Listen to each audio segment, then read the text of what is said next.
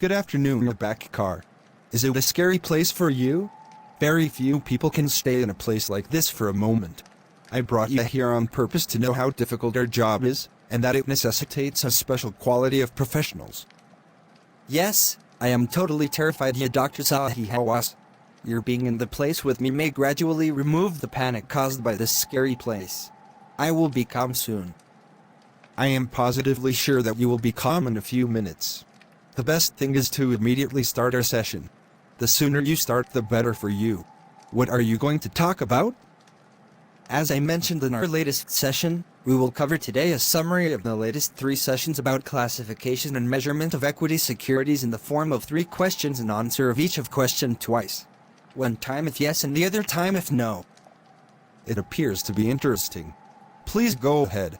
Okay, to classify and measure an investment in equity securities, the first question to be answered is, does the investment in equity securities result in control or significant influence over investee? What if the answer to the first question is yes? If yes is the answer to the first question, control is presumed when interest held by investor and the investee above 50% to 100%. When control is presumed, consolidation is required. Significant influence is presumed when interest held by investor and the investee above 20% to 50%. When significant influence is presumed, equity method of accounting or fair value option is required. What if the answer to the first question is no? If the answer to the first question is no, it means that no control or significant influence is presumed and that the interest held by investor and the investee is only up to 20%. In this case, the second question is raised: is the fair value of equity securities readily determinable? What if the answer to the second question is yes?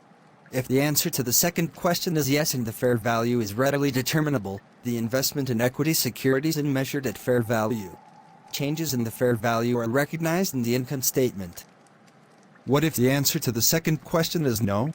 If the answer to the second question is no and the fair value is not readily determinable, the third question is raised. Was the measurement alternative elected?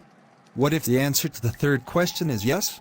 If the answer to the third question is yes, and measurement alternative was elected, investment in equity securities is measured as follows: cost minus impairment loss, if any, plus or minus observable price changes of the identical or similar investment of the same issuer.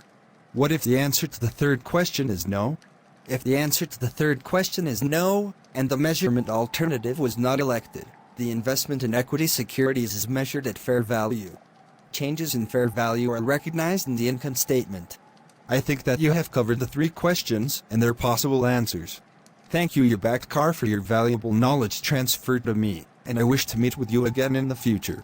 I am privileged to meet with a scientist of your high rank, and I hope to meet with you again soon.